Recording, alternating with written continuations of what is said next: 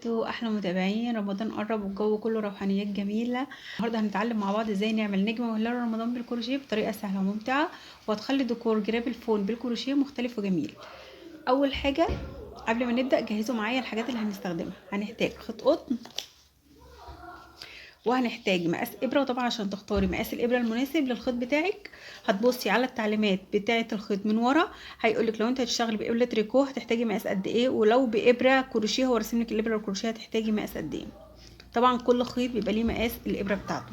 طبعا وانت بتشتري الخيط او لو انت عندك اي خيط بصي على المقاس بتاع الابره، ولو انت ما عندكيش نفس المقاس شوفي المقاس اللي اقل منه بنص درجه او درجه بالكتير قوي. ما ينفعش المقاس يكون اقل من كده. شويه خرز، طبعا ده الخرز ده يعني لو انت حابه ان انت تحطي الاسترس او الخرز زي ما انت عايزه على حسب الطلب يعني. لو انت مش حابه خلاص بلاش. طبعا انا هنا بالنسبه للجراب برضو لو تقدروا تشوفوا انا هنا حطيت سلسله. انا اضفت طبعا السلسله دي برضو حسب الاختيار. شوف انت برضو وذوقك، انت حابه تحطي سلسله انت وابداعك، يعني كل واحده بتفنن وتبدع في شغلها زي ما هي عايزه. طبعا ان هنا كان عندي سلسله اصلا قديمه حبيت ان انا اضيفها للجراب بحيث ان هي ايه تدي شكل. وحطيت هنا علاقه، طبعا هعلق في العلاقه دي فانوس صغنن قوي كده. عندي فانوس هعلقه فيها. طبعا الجراب هنا لما انا لزقت طبعا السلسله هنا لزقتها بالشمع. الشمع بيلزق مع الخيط حلو جدا وبسهوله. وتقدري ان انت تلزقي الجراب برضو. انا لازقه هنا الجراب، لازقه هنا الجراب في الجراب البلاستيك، في الجراب الكروشيه اللي انا عاملاه لازقاه برضو بشمع. بصراحه لازقه حلو جدا. بالنسبه برضو للهلال والنجم اللي احنا هنبدا نلزقهم مع بعض. دول برضو هنلزقهم بالشمع مع بعض. انا مرضتش الزقهم، انا سبتهم كده علشان بس نلزقهم مع بعض احنا الاثنين، عشان اوريكم الشمع تقدروا ان انتوا تلزقوا بيه بسهوله ازاي، وبيلزق كمان حلو ازاي معاكم. نعمل الدايره السحريه بتاعتنا بالشكل ده. تلف الخيط بالشكل ده وتنزلي الطرف القصير ده تحت كده، وتبداي ان انت تدخلي الخيط وتمسكيه كويس، وتمسكي الخيط بتاعك بالشكل ده. تدخلي الابره تسحبي الخيط تطلعي بيه، وتطلعي ب3 غرزه سلسله.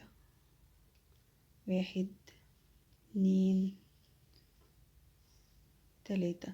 طبعا عايزاكم تطمنونا على الصوت وتطمنونا على الصوره لو الصوره فيها اي مشكله، لو الصوت فيه اي مشكله، لو الغرز مش باينه معاكم بتستفادوا من الفيديو. إيه اللي محتاجينه عشان تستفادوا اكبر استفاده من الفيديو؟ يا ريت تقولوا لي، عشان خاطر انا عايزاكم ما تطلعوش من الفيديو غير وانتم مستفيدين اقصى استفاده. في اول غرزه هناخدها غرزه منزلقه، الغرزه الثانيه هناخدها نص عمود.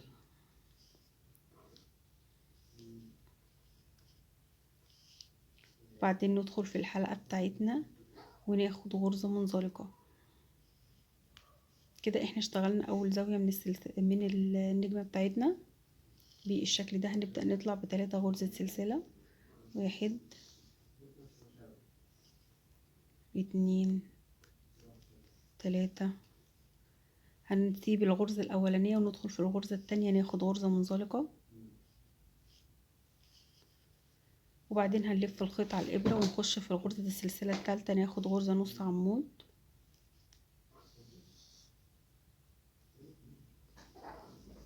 وندخل في الحلقه بتاعتنا وناخد غرزه منزلقه. نطلع ب3 غرزة سلسلة. طبعا انا بكرر نفس الخطوات لحد ما اوصل ل5 زوايا للنجمة. ناخد غرزة منزلقة، نلف الخيط على الابرة، ندخل في الغرزة الثالثة، نطلع بالخيط ناخد غرزة نص عمود، ندخل في الحلقة بتاعتنا وناخد غرزة منزلقة.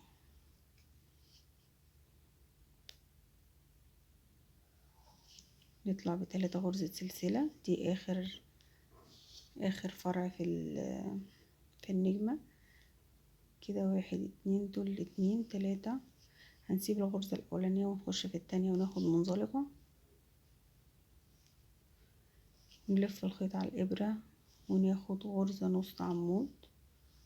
يا ريت الصورة تكون واضحة معاكم. وندخل في الحلقة بتاعتنا وناخد غرزة منزلقة.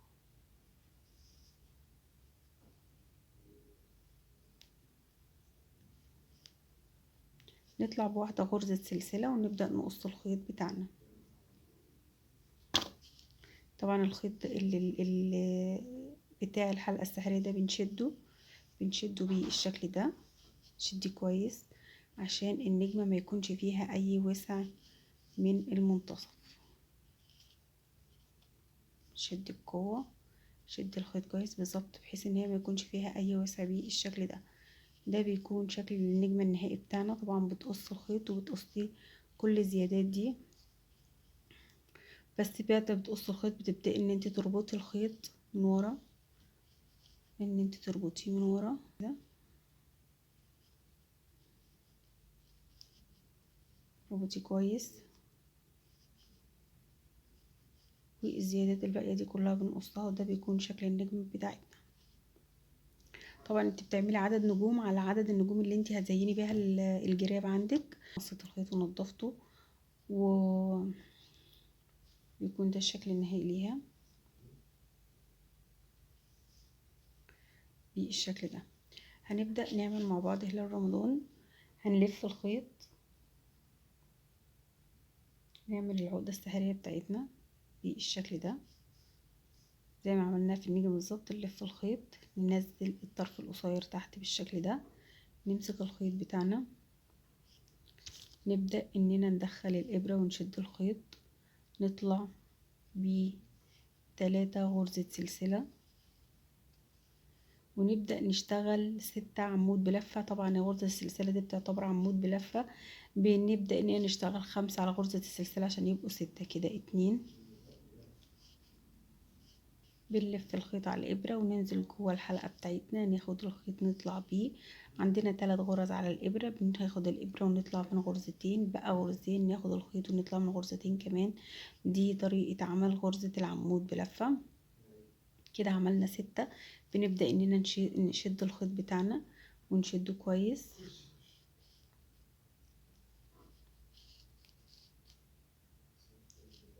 عشان الحلقة بتاعتنا تضيق بالشكل ده. نبدأ نمسك الخيط بتاعنا ونطلع ب3 غرزة سلسلة، ونلف الخيط بتاعنا. هنشتغل في الغرزة الأولانية 3 غرزة عمود بلفة، وفي الأخرانية 3 غرزة عمود بلفة، إنما الوسطانيين هنشتغل 2 عمود بلفة. طبعا احنا اشتغلنا هنا 1 فبقى 2. ادي كده 1 كده 2 سلسلة، والغرزة دي يبقى دي 1 2. هنشتغل 3 عمود بلفة في الغرزة الأولانية. باقي الغرز كلها هنشتغلها 2 في كل غرزة عمود بلفة. 1 2 بالشكل ده. 1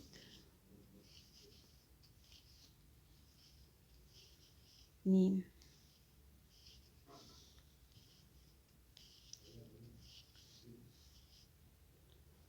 1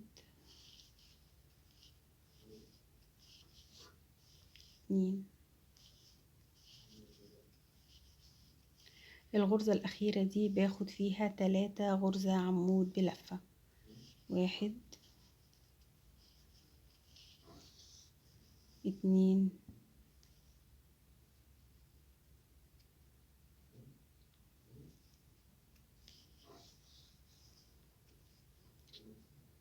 في غرزة الأخيرة اللي هي غرزة السلسلة دي الأخيرة دي اللي هناخد فيها 3 عمود بلفة.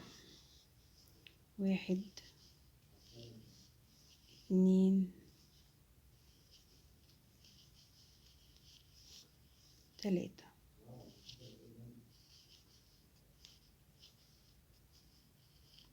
كل ما بتزودي الغرز عند الطروف من هنا ومن هنا بيبدأ الشغل يديك التقوس بتاع الهلال. هتطلعي ب3 غرزة سلسلة. 1 2 3، وتلفي الشغل وتشتغلي في كل غرزة 2 عمود بلفة، 1 عمود بلفة، 2 عمود بلفة، 1 عمود بلفة، وهكذا لنهاية الصف. طبعا غرزة السلسلة دي بنعتبرها غرزة. هنشتغل هنا 2، يبقى كده 2. هنشتغل 1 غرزة عمود بلفة، والغرزة اللي بعدها هنشتغل فيها 2، 1 2، واللي بعدها هنشتغل فيها 1، واللي بعدها هنشتغل فيها 2، وهكذا لنهاية الدور، وهكذا لنهاية الصف بتاعنا.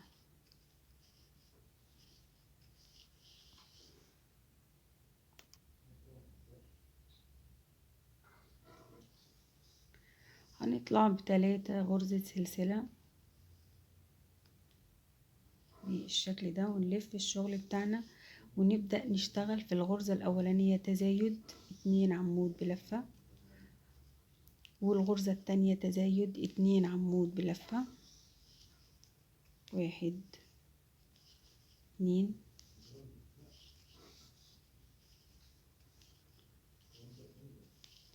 وفي كل غرزة هناخد 1 عمود بلفة 3 غرز. ادي 1 2، خدنا في الغرزة 1 عمود بلفة، والغرزة اللي قبلها 1 عمود بلفة، والغرزة اللي بعدها كمان 1 عمود بلفة. هنشتغل 3 غرز، 3 غرز، كل غرزة هناخد فيها عمود بلفة. هنا 1 عمود بلفة، والغرزة التانية عمود بلفة، والغرزة التالتة عمود بلفة. الغرزة الرابعة هنشتغل فيها 2 عمود بلفة، 1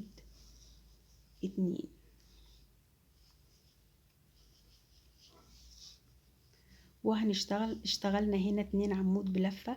الغرزة اللي بعدها هنشتغل على 1 عمود بلفة، اللي بعدها 1 بس عمود بلفة، اللي بعدها 1 بس عمود بلفة. هنشتغل 3 غرز، كل غرزة فيهم 1 بس عمود بلفة، والغرزة الرابعة هنشتغل 2 عمود بلفة، والغرزة اللي بعدها نشتغل 1 عمود بلفة، 1 عمود بلفة، 1 عمود بلفة، واللي بعدها 2 عمود بلفة، وهكذا لحد ما نخلص الصف. انا هنا وصلت لاخر الصف اهو بالشكل ده، بدأ ياخد معاكم تقوس الهلال اهو. هنيجي عند الغرزتين الاخرانيين دول وناخد فيهم 2 غرزة عمود بلفة زي ما خدنا في البداية. هنا في الغرزتين الاولانيين كل غرزة فيهم 2 عمود بلفة، 2 عمود بلفة. برضو هنيجي في الغرزتين الاخرى دول وناخد في كل غرزة فيهم 2 عمود بلفة، 2 عمود بلفة. ادي 2، ودي الغرزة الاخرانية هنشتغل فيها 2، 1 2. خد التقوس بتاع الهلال بتاع رمضان اهو بالشكل ده. طبعا انتوا كل ما بتطلعوا بالصفوف بتزودوا عند الطرف اللي بتزودوا عنده من هنا، والطرف اللي بتزودوا عنده من هنا، وطبعا بتقللوا من هنا باقي الصفوف من هنا بتقللوا فيها الغرز. ده اللي بيبدأ يدي معاكم التقوس بتاع شكل الهلال بتاع رمضان. ده بتبدأ ان انتي تقص الخيط بتاعك بتاع غرزة سلسلة، وتبدأ ان انتي تقص الخيط بتاعك، وبعد كده بتبدأي ان انتي تلزقيهم او ان انت تخيطيهم. لو انت حابه ان انت تخيطيه بتخيطيه، لو حابه ان انت تلزقيه بالشمع بتلزقيه زي ما انا هوريكم دلوقتي. وتقدري ان انت تجيبي الاستراتس وتضيفيه عليهم طبعا على حسب الرغبه وعلى حسب مزاجك انت. وتقدري ان انت تزيني بيهم الجراب، لو انت عامله بيهم جراب زي ما انا عامله كده تقدري ان انت تزيني بيهم. وتقدري ان انت تعملي بيهم زينه رمضان، تعمليها من النجوم ومن الهلال، وتحطيهم في سلسله كبيره وتعلقيهم عندك في البيت، او ان انت تبداي تعمليه كمشروع. هوريكم الفيديو الجاي ان شاء الله الميداليه دي بالكروشيه، كنت هنسى ان انا اوريها لكم. ده برضو مشروع من مشروعات الكروشيه لرمضان، اللي حابه تاخد افكار مشروعات صغيره يبقى مشروع بسيط من خلال البيت، تعمل ميداليات زي كده لرمضان. طبعا في ايام تانية غير رمضان طبعا هيبقى في حاجات تانية جميله جدا هبدا ان انا اعملها لكم، بس بالنسبه لرمضان دي بتبقى اكتر الحاجات اللي هي بتبقى مطلوبه في رمضان. وبكده نكون خلصنا نجمة هلال رمضان بالكروشيه. لو جربتوها شاركوني صوركم في التعليقات عشان نفرح مع بعض ونزين بيوتنا بروح رمضان. ما تنسوش تدعموني بلايك واشتراك في القناه عشان يوصلكم كل جديد من مشغولاتنا اليدويه. رمضان كريم عليكم جميعا، وكل سنه وانتم طيبين.